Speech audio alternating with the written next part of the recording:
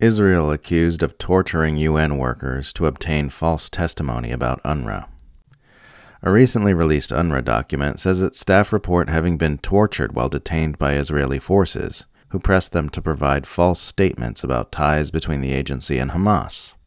The document said several UNRWA Palestinian staffers had been detained by the Israeli army, and added that the ill treatment and abuse they said they had experienced included severe beatings, waterboarding, and the threats of harm to family members, Reuters reports, saying UNRWA workers, quote, reported having been pressured by Israeli authorities into falsely stating that the agency has Hamas links and that staff took part in the October 7th attacks, end quote.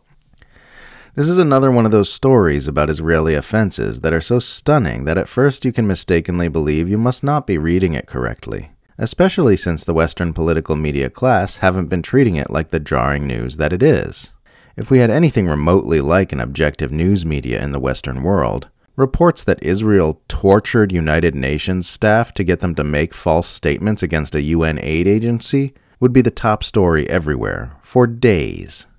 Many, including myself, speculated that torture was involved in obtaining the Israeli intelligence behind initial claims of UNRWA staff involvement in the October 7th attack when this narrative first surfaced back in January.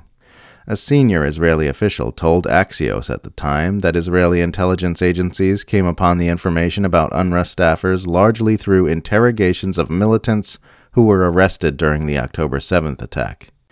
Israel has an extensive history of using torture in its interrogations, and there's no reason to believe such methods haven't been used on captured Hamas fighters in recent months, but reports that it was actual UN staff being tortured are something new.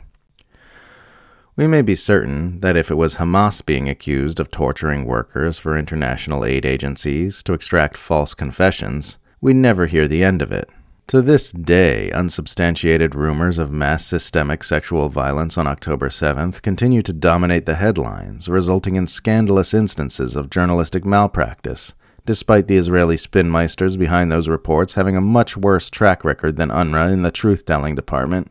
and UNRWA standing much less to gain than Israel by lying.